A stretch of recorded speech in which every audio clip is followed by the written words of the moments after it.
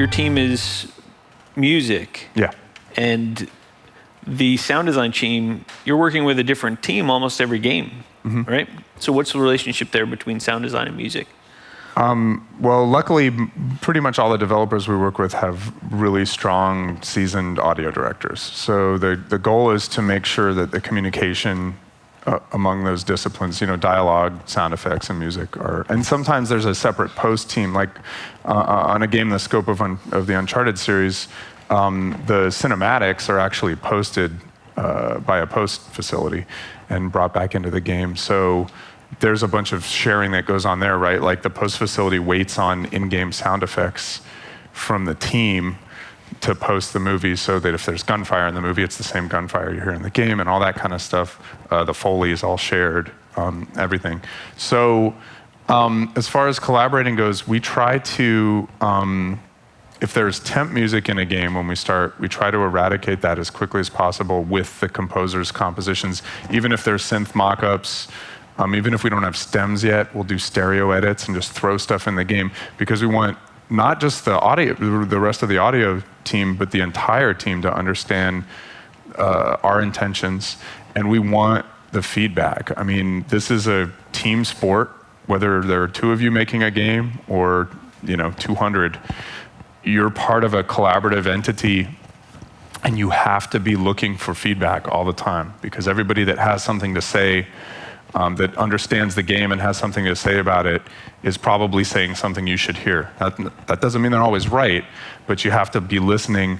And so having your work available to the people you're working with as soon as possible is super important. And then those conversations can happen.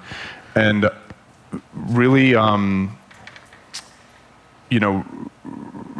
because there are a lot of ways you can screw up, right? Like if you're making a Call of Duty game and it's gunfire constantly, and your composer uses, drums in that frequency range, snare drum type sounds a lot in their music, you've just caused a huge problem for the game mix.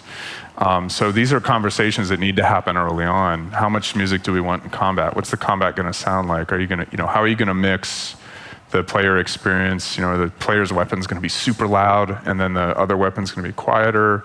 Where are our opportunities to blend these things? Where do we stay out of each other's way? And that conversation should start right away and continue throughout the entire process if you're doing it right. How does that conversation change when you're working with a narrative game versus when you're working with an open world game? There's a lot of different challenges from one to the other. So systems are really important, right? So early on in a project, even if it's a linear experience, but especially if it's more open, you have to come up with systems that make sense, that you can depend on, because you can't mix. I mean, we just, like I said earlier, finishing Mass Effect, we were told at the beginning of that project, we'd never worked with BioWare before, and we were told, no one person on this team is going to play this entire game. It's too big.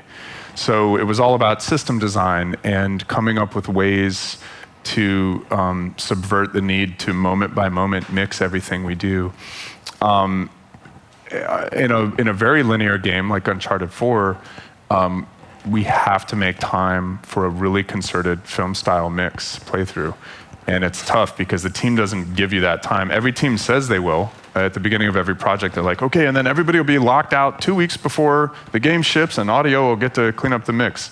And that 2 weeks comes and goes and everybody's just checking in everything all the time and all the animations changing. And so you have to be, I think the most important thing is you have to be mixing the game all the time, everybody. So you're making a huge mistake and you're doing yourself a huge disservice if in a hurry to get work done, you're just checking things in, putting things in the game to basically hold their place, and you're saying, I'll mix this later. Every day that there's audio in that game, it should have a mix that you're okay with people hearing. That's the most important thing, because you're never going to have time to do it right, ever.